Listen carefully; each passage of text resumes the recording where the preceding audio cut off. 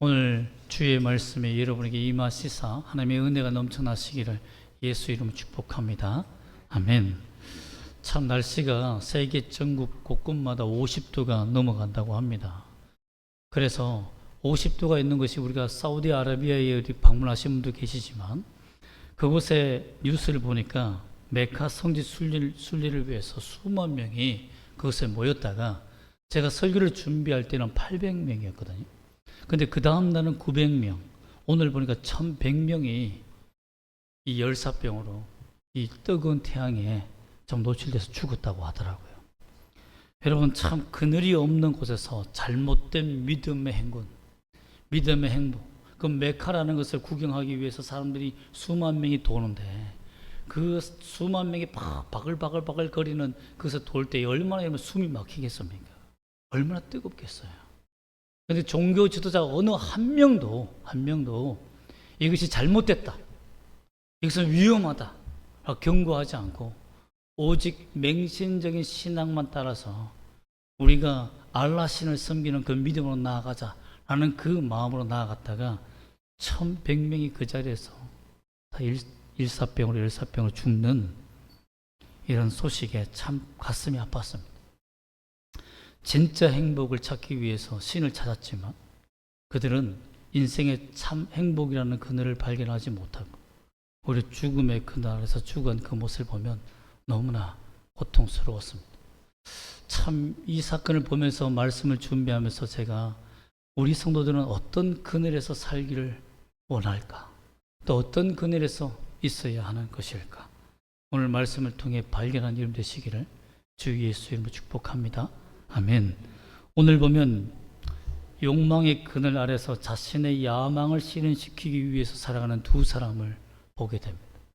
정확하게 말하면 세 사람인데요.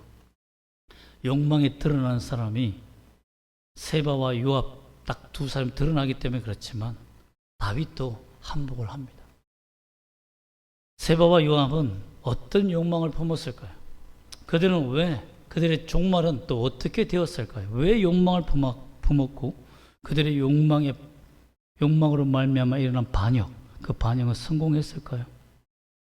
이들을 보면 우리는 어떤 하나님의 은혜를 발견할 수 있을까요? 1절과 2절에 보면 사건이 이렇습니다. 온 이스라엘이 유다 지파 외에 온 이스라엘, 11지파죠. 11개의 지파가 유다 지파가 다윗과 함께 돌아오는 것을 구경합니다. 그러면서 분란이 생겨요. 우리는 유다 지파와 달리 그 왕을 모시는 일에 우리가 참여하지 못했으니까 우리가 정치적으로 이렇게 다윗과 함께 멀어지는 거 아니야 라는 생각을 한 거예요. 유다 지파만 다윗과 함께 요단강을 건너서 예루살렘 성으로 들어오니까 다른 지파들은 질투도 나기도 하고 우리 위험한 거 아니야? 그동안 다윗에게 잘못 보인 거, 압살롬 세력에게 우리가 빠진 거, 도와준 거, 이 모든 것에 대해서 혹시 징계가 있는 거 아니야? 또 숙청당하는 거 아니야?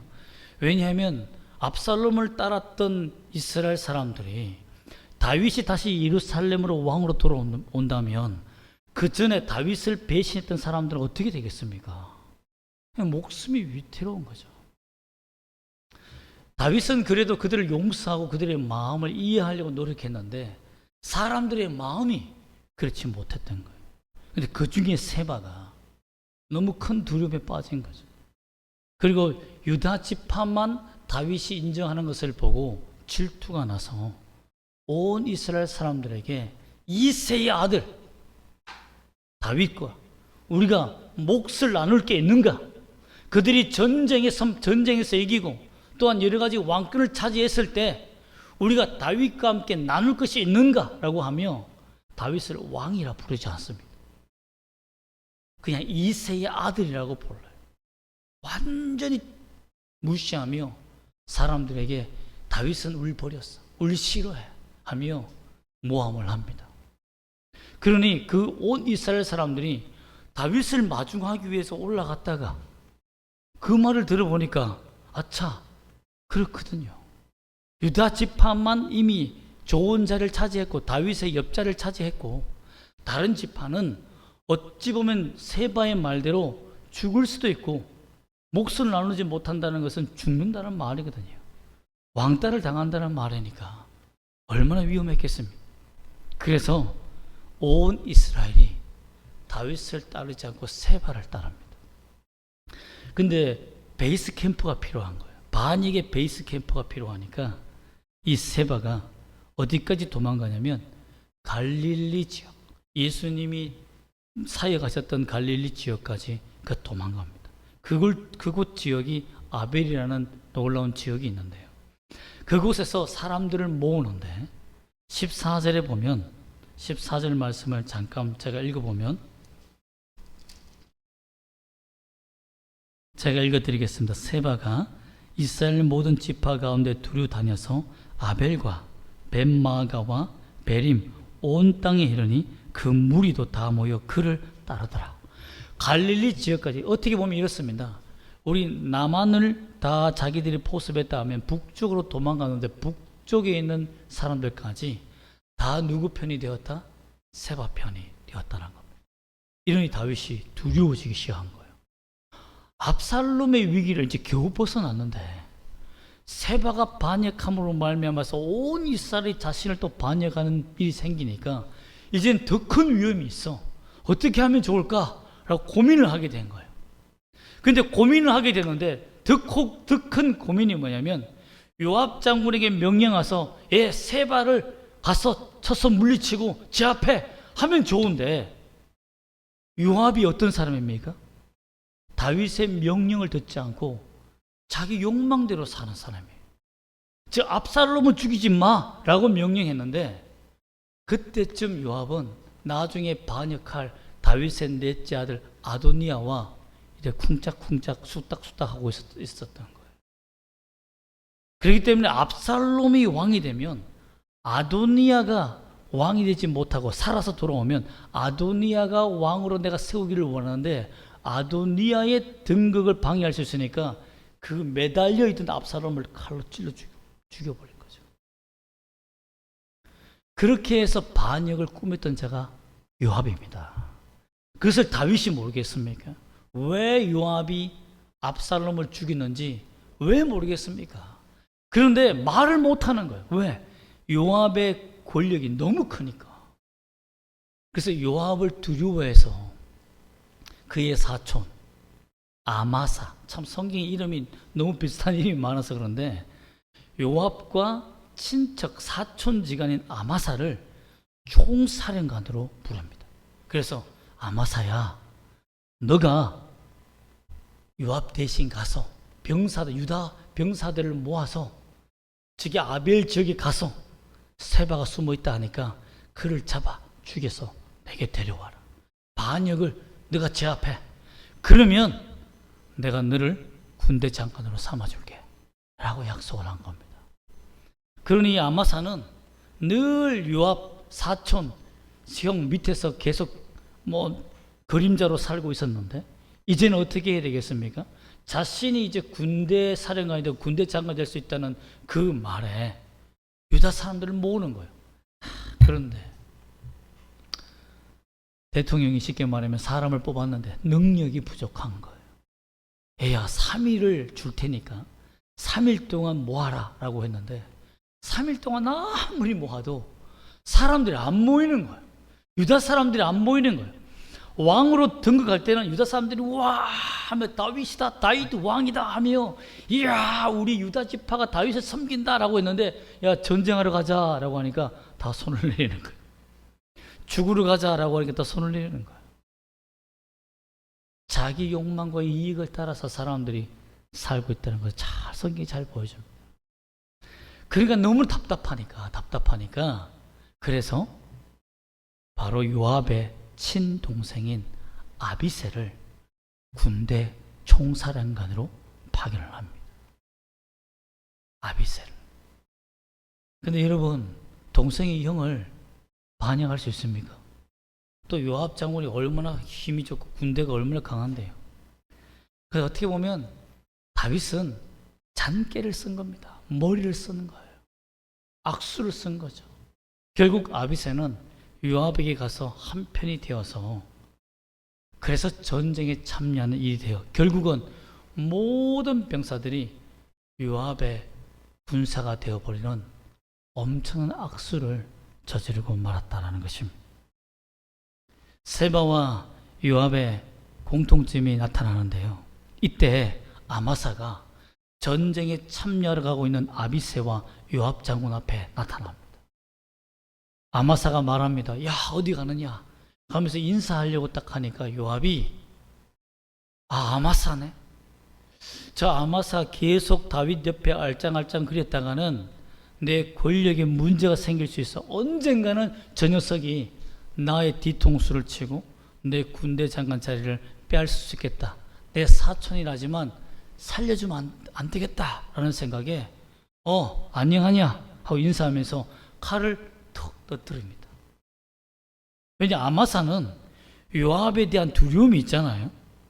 그런데 자기가 또 총사령관이 되어서 군대를 모집했다는 것이 요압이 들었을 거 아닙니까? 그러니 두려웠던 거예요.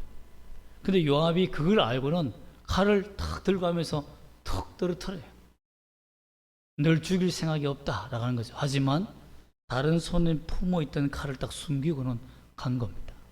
그럼 그 대신 고대 병사들이, 고대 사람들이 인사할 때 수염이 기니까 서로 수염을 이렇게 잡아 옆으로 제끼고 이렇게 여기다 입을 맞추거든요. 근데 요압이 확 잡아서 찔러서 죽여버린 겁니다. 왜 그랬습니까? 자기 자리를 빼앗길 수 있었네요. 다윗의 힘의 권력에 붙어서 있는 아마사, 자기 사촌이라고 한다 할지라도 자기 자리를 탐내는 자를 용납 못하는 거예요. 어떻게 보면 개도 여러분 잘 먹고 있는데 주인이 와서 개 밖으로 뺐잖아요. 그러면 주인에도 무는 개가 있습니다. 아랑 하고 무는 개가 있죠. 세바와 요압 장군은 그런 것 같아요. 자기의 밥그릇을 빼앗는 것, 자기 이익을 누가 빼앗아 간다 하면 어르렁거리는 겁니다. 여러분, 이러한 일들이 왜 일어났을까요? 그리고 이러한 일들이 어떻게 제압되며 사라지게 될까요? 이러한 이유는 치명적인 다윗의 실수입니다. 다윗이 믿음 없이 항상 하나님 앞에 엎드려 기도하고 압살롬의 고통을 당할 때는 그가 예배하는 산에 올라가고 수치를 당하여도 기도하며 주님 앞에 엎드렸습니다. 근데 자기가 다시 왕이 되고 나니까, 다시 예루살렘으로 돌아오는 왕의 모든 권력을 얻게 되니까 하나님 필요 없는 거예요. 기도할 필요가 없는 거예요. 그러니 어떻게 됩니까? 그때부터 자기 머리가 또 돌아가는 거예요. 자기 머리가 돌아가요. 어떻게 하면 요압을 제압할 수 있을까? 내가 친척 아마사를 내가 병사를 총사령을 세워야지 라며 인간의 수를 쓰기 시작한 겁니다. 그동안은 신의 한 수를 경험했던 다윗이 왕이 되고 나서, 다시 왕이 되고 나서 결정적인 실수를 하는 거예요. 여러분, 우리는 우리의 삶이 다시 회복시켜 주시는 하나님을 만난 다음에 절대 교만한 길을 걷지 않기를 소망합니다. 여러분, 우리 모든 문제를 하나님이 다 해결해 주실 줄 믿습니다. 가장 겸손하고 가장 비참하고 가장 처참할 때가 하나님을 바라볼 때가 아닙니까? 그때가 하나님께서 도와주시고 능력 베푸시며 은혜를 반드시 베풀어서 여러분을 건지실 줄 믿습니다. 그 이후에 여러분이 무엇을 해야 할지를 여러분 선택하시기 바랍니다. 내 머리를 사용하지 마세요. 지금 엎드렸던 그 기도의 무릎을 절대 포기해서는 안 됩니다. 잊어버려서는 안 됩니다. 다윗은 자신의 이 욕망과 실수로 말미암아 또 다른 욕망이 샘솟았다는 것을 그는 잊었다라는 겁니다. 물론 세바의 욕망에서부터 반역이 일어났지만 요압의 욕망을 제어하기 위해서 하나님의 방법을 썼어야 하는 그가 하나님의 방법이 아니라 자기의 정치적 군사적인 전략을 썼다라는 것입니다. 근데 놀라운 것은 뭐냐면 요압을 하나님께서 그 욕망대로 내버려 두셨다는 거예요. 11절 말씀과 15절 말씀인데 11절 말씀 한번 다시 한번 읽어볼까요? 11절 말씀 20장 11절 말씀입니다. 시작. 요압의 청년 중 하나가 아마사 곁에 서서 이르되 요압을 좋아하는 자가 누구이며 요압을 따라 다윗을 위하는 자가 누구이냐 하니. 지금 아마사가 요압 장군에 의해서 암살당했어요. 다윗의 총사령관으로 임명받은 어떻게 보면 국방부 장관을 그 자리에서 죽인 거예요. 그럼 반역 아닙니까? 그러면 사람들이 반역이다 라고 말하며 요압 장군을 체포하든지 아니면 그의 권력 안에서 죽었으면 그래도 불쌍히 여기든지 해야 되는데, 한 병사가 일어나서 누가 요압을 따를 것인가 하며 선동합니다. 이때 와 하며 함성이 나서 그 반역자 요압을 따라갑니다. 그러면 요압 하며 요압의 사람들로 형성이 되는 거예요. 그리고 아마사 시체를 저 길가에 버려둡니다. 밭에 버려놔도 사람들이 지나가지 않으니까 아예 길가에 버려서 아예 없애버려요. 길가에 썩게 만든 거죠. 결국 모든 사람들이 요압 외치게 되니까 15절에 보면 요압이 전 군대를 장악하여서, 즉 요압 이름만 나옵니다. 다른 병사가 안 나와요. 아비새도 안 나옵니다. 아마사도 안 나와요. 요압만 나옵니다. 이 말이 뭡니까? 모든 병력이 요압의 욕망의 그날에 지배당했다라는 것입니다. 왜 이렇게 하셨을까요? 나중에 하나님이 이 죄 때문에 요압을 아도니아 반역에 참석한 그를 죽이도록, 솔로몬의 손에 죽이도록 하나님이 허락하십니다. 즉 죄는 하나님이 키우십니다. 하나님의 자녀와 하나님의 은혜를 받은 사람은 그 죄를 하나님께서 단죄하시고 심판하시고 징계하여서 징계의 칼로 잘라버립니다. 고통을 느껴요. 아픔을 느낍니다. 그래서 내가 잘못했다는 것을 깨닫게 만드십니다. 그게 은혜예요. 그러나 하나님이 심판하실 자의 죄는 키웁니다. 내버려 두십니다. 로마서에서 가장 무서운 죄가 뭡니까? 죄의 결과가 뭡니까? 때리는 거 아니에요. 망하는 거 아닙니다. 그냥 네 멋대로 살아 하고 내버려 두시면 자신의 욕망이 승승장구해서 끝까지 남을 죽이고 암살하고 아브넬도 죽였는데 아마사도 죽이며 자기의 욕망으로 살아가는 그 사람의 욕망을 그냥 내버려 두시는 겁니다. 그것은 하나님의 자녀가 아니라는 거예요. 폴 워셔라는 미국의 유명한 목사님이 설교자가 계신데요. 그분이 그런 말했습니다. 내가 죄를 범하였음에도 불구하고 아무 일이 없다. 당신은 천국의 백성이 아닙니다. 라고 말할 정도였습니다. 하나님의 자녀가 죄를 범했는데 아무 반응이 없는 거예요. 하늘에서 아무런 징조도 없고 땅에서도 아무런 징조가 없고 잘 먹고 잘 산다. 그러면 당신은 하나님의 자녀가 아님이 분명하다는 것을 깨달아요. 여러분, 하나님의 은혜가 우리에게 있다는 그 자체가 죄에서 벗어날 수 있는, 욕망에서 벗어날 수 있는, 욕망의 그늘에서 벗어날 수 있는 믿음의 힘을 준다는 것을 믿기를 소망합니다. 또한 이 세력들을 다 하나님께서 제압하기 위해, 세바의 세력을 제압하기 위해 하나님이 준비하신 정치 구단 여인을 만나게 하십니다. 18절과 22절까지 말씀인데요. 한번 저와 함께 읽어보겠습니다.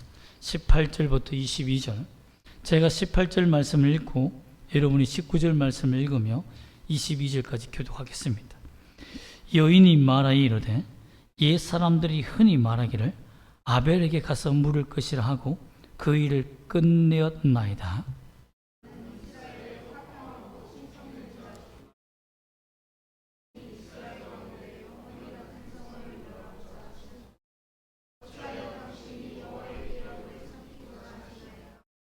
요압이 대답하여 이르되 결단코 그렇지 아니하다. 결단코 그렇지 아니하다. 삼키거나 멸하거나 하려 함이 아니니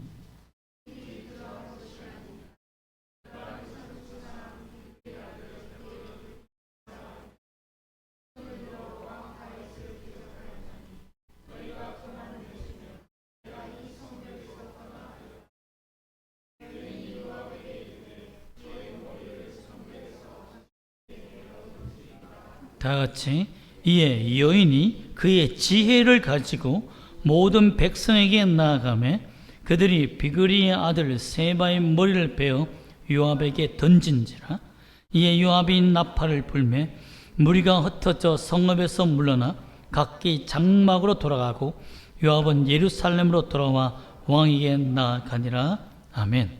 이 상황이 어떤 상황이냐면요, 요압이 전 군대를 제압하여서 아벨 지역으로 올라갑니다. 아벨 성읍에 숨어있던 세바는 이제 여기에서 우리가 승리할 수 있다고 자신한 거예요. 왜냐하면 아벨 지역이 어떤 지역이냐면 여인이 요압 장군에게 말한 내용을 보면 이렇습니다. 이곳이 바로 어머니의 성이 아니냐, 지혜의 성이 아니냐라는 겁니다. 또 지식과 학문이 나오고 위대한 인물을 낳았던 성읍입니다. 수많은 사람이 아벨에게 가서 물어봐라. 그럼 문제가 다 끝이 다 해결된다. 이 말은 지혜자가 여기 있었고 능력자와 권력자도 여기 있었다는 거예요.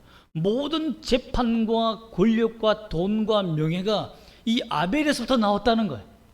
오늘 우리가 우리나라를 보면 서울에 강남 지역과 똑같은 거죠. 그죠? 뭐 어떤 사람은 서초에서 재판이 나오고 뭐 압구정에서 돈이 나오고 이렇게 막 이게 나누어서 얘기하기도 하는데, 그만큼 아벨 지역은 우리나라의 강남 지역과 같이 어떤 지혜와 힘과 권력의 세력이 있는 동네였다는 거예요. 그렇기 때문에 그 지역을 자기가 차지하고 만약 이 세력을 규합하면 세바는 내가 이 반역에 성공할 수 있다 생각하여 어떻게 보면 이스라엘의 팔레스타인 지역의 강남과 같은 아벨을 차지하게 된 겁니다.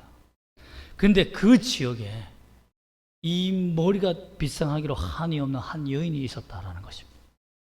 이 여인이 얼마나 지혜롭고 뛰어난 정치적인 지도자였는지, 보통 남자가 고대 사회에서는 지도자입니다. 그런데 요압 장군이 세바가 여기 있다는 것을 알고 세바를 내놔라라고 하니까 그 성읍에 왕이 나오는 게 아니고, 남자 왕이 나오는 게 아니라 여인이 나왔어요. 이 말은 뭡니까? 그 여인이 그 성읍을 다 지배하는 지혜자고 머리가 비상하며 그 삶의 모든 문제 해결하는 해결사와 같은 사람이라는 거예요. 위대한 여인이 있었다는 거죠. 그런데 그 여인에게 모든 자초지경을 말하니까 딱 이 전쟁에서 우리가 질 수 있겠다 생각됩니다. 왜냐하면 요압이 성읍이 높은 것을 보고 토성을 샀습니다.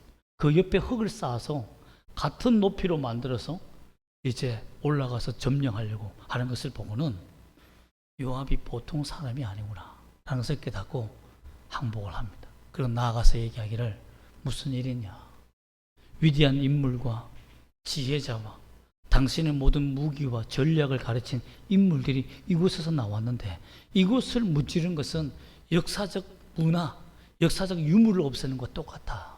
이 나라의 근간을 없애버린 것과 똑같으니까 요압 생각해봐라라고 한 거예요. 그래서 세바만 달라고 하니까 여인이 단 한마디로 모든 백성을 교화해버려요.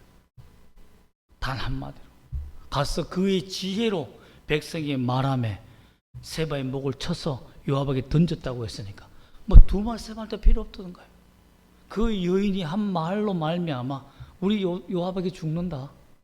그리고 어떤 지혜인지 모르지만 백성들이 그 여인의 말에 다 설득이 되어서 세바의 목을 잘라 요압에게 던지는 일이 생겼다는 것입니다.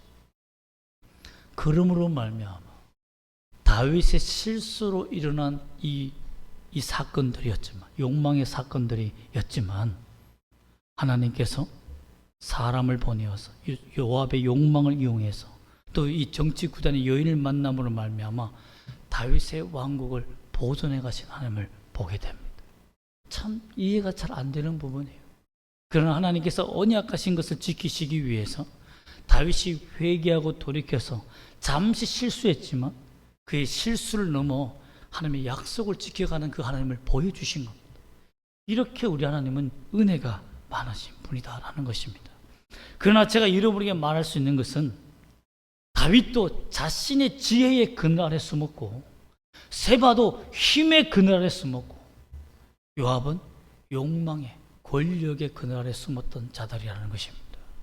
이로 말미암아 자칫 잘못하면 반역으로 말미암아 나라를 잃어버릴 수 있었지만 하나님의 은혜, 하나님의 전능자의 그늘 아래에 있음으로 말미암아 그들이 생명을 보존했다는 것을 우리가 알아야 된다는 것입니다. 여기서 분명히 깨달은 것은 하나님은 악도 사용하실 수 있는 분이라는 거예요. 악도 통치하시는 분이라는 겁니다. 전능자의 그늘 아래는 악과 대치하는 이분설이 아니라 악도 하나님께서 통치하시고 다스려서 하나님의 목적과 뜻을 이루는데 사용하신다는 것입니다. 그렇기 때문에 내가 누구를 만나든지 어떤 사람을 만나든지 간에 우리가 두려워하지 않고 주님만 의지할 수 있는 길은 저 사람도 하나님이 보내신 사람입니다. 저 사람도 하나님이 만나게 하신 사람입니다. 이 재앙도 하나님의 뜻 안에서 나를 이끌기 위한 하나님의 계획된 시간이라는 것을 우리가 믿기를 소망하고 원합니다. 여러분, 나라에 누가 대통령이 되느냐, 누가 지도자가 되느냐, 그 교회에 누가 목사가 되느냐, 국가와 공동체, 교회에 심각한 영향을 미칩니다. 정말 중요한 영향을 미칩니다. 특히 잘못된 종교 지도자의 폐해는 우리가 봤지만 수백 명의 사람을 죽일 수도 있고, 또한 결국은 하나님의 영광을 가릴 수 있는 결과를 초래합니다. 우리는 내가 하나님 앞에서 어떤 존재가 되느냐가 너무나 중요하다는 그 말입니다. 우리는 하나님의 나라의 그리스도의 대사와 같은 지도자입니다. 영적 지도자예요. 내가 어떤 그늘 아래에서 사느냐가 중요합니다. 내가 하나님의 그늘 아래에서 사는, 믿음의 그늘 아래에서 사는 사람이냐, 아니면 세상의 권력과 그늘 아래에서 사는 사람이냐, 그렇게 커가는 사람이냐, 아니면 하나님 앞에 엎드려 주의 그늘 아래에서 사는 사람이냐, 너무 중요하다는 것입니다. 여러분, 내 욕망을 따라 살기보다 하나님의 뜻이 있는 그 나라에서 살기를 소망하고 원합니다. 그렇다면 어떻게 하면 전능하신 하나님의 그늘 아래에서 살 수 있을까요? 첫 번째로 따라 합시다. 다윗의 간교한 지혜를 버려야 합니다. 다윗은 절대 위대한 사람이 아닙니다. 다윗은 절대 위대한 지도자가 아닙니다. 그는 너무나 사악한 자입니다. 그 자가 하나님 앞에서 은혜를 받은 것은 하나님 앞에 전능자의 그늘 앞에 엎드렸기 때문, 내가 잘못했습니다라고 엎드렸기 때문이지 그의 믿음이 위대했어가 아닙니다. 그는 늘 실패해요. 늘 실패합니다. 우리아를 살인 교사하여 죽이고 그의 아내를 강탈하고, 여러분, 이렇게 악랄한 수를 써서 아마사를 세워 세바를 반역을 제압하며 요압을 견제했던 아주 악한 수가 머릿속에 뛰어난 자입니다. 그런데 그를 왜 하나님께서 이해하십니까? 어려움을 당할 때마다 그는 그의 지혜를 다 버립니다. 다 하나님 앞에 엎드려요. 하나님 앞에 기도하는 그 모습을 보입니다. 여러분들도 하나님 앞에서 간교한 나의 지혜를 버리시기를 원합니다. 전능자의 그늘 아래 기도하는 우리가 되기를 소망합니다. 두 번째는 세바나 요압처럼 자신의 욕망과 이익을 우선시해서는 안 돼요. 내 이익을 따라 살아가서는 안 돼요. 내 이익을 따라 살아서는 안 됩니다. 욕망을 따라서는 안 됩니다. 여러분, 세바는 정치적 이익에 손해가 되는 것을 불공정하다고 분노했습니다. 나에게 손해가 되는 것은 불공정하다고 외쳤습니다. 하나님의 영광과 이 나라를 위해서 자기 희생한 것이 아니라, 생각한 것이 아니라, 내가 이 나라에 살면서 불공정한 이익을 당하고 있다고 생각하니까 반역하는 겁니다. 여러분, 주의 뜻에 따라 엎드려 기도하는 우리가 되기를 소망합니다. 여러분, 모두 버려야 삽니다. 위기를 닥치면 사탄은 너의 머리로 계산하라. 참 제 약점이 그겁니다. 저의 가장 약점이 뭐냐면, 위기를 당하면 내 머리로 계산하는 것이 자동적으로 나옵니다. 목사는 별거 있습니까? 저는 위대한 사람이 아닙니다, 여러분. 저는 위대한 믿음의 종교 지도자가 아닙니다. 저도 어떻게 보면 다윗과 같은 사람입니다. 저의 가장 약점도 위기를 닥치면 머리로 계산합니다. 그 머리로 계산하지 않기 위해서 금식하는 거예요. 힘이 없어서 머리로 계산할 힘이 안 생기는 겁니다. 먹을 생각밖에 안 나요. 첫날은 배가 고파서. 하나님의 그늘 아래 들어가기까지가 저에게는요 3일이라는 시간이 필요합니다. 첫날은 배가 고파서 먹는 것 때문에 문제가 집중이 안 되고 내 머리에 집중이 안 되고요. 둘째 날에는 그때부터 약간 정신이 차려집니다. 아, 내가 주님께 의지해야 되는구나. 셋째 날이 되면 온전히 주님만 보입니다. 여러분, 온전히 주님만 보여요. 제게 만약에 그런 시간이 없다. 그래서 제가 1년에 한 번씩, 1년에 한두 번씩은 3일 금식하는데 요즘은 성도들이 워낙 힘들어서 몇 번 하고 나니까 살이 다 빠져버렸습니다. 그런 시간이 필요한 이유가 뭡니까? 저는 저와 철저히 싸워야 됩니다. 내가 얼마나 교만한 자고 내가 얼마나 잘 되면 하나님 앞에서 범죄할 수 있는 인간인지 나는 너무나 잘 압니다. 저는 잘 되면요 훌룰룰 날라가면서 이 목회 대충 하며 살 인간이 하나님 저를 믿어서는 안 됩니다. 철저히 주님 앞에서 엎드릴 수 있는 전능자의 그늘 안에서 버티며 인내하며 몸부림치는 믿음이 우리 모두에게 필요합니다. 그리고 믿어야 합니다.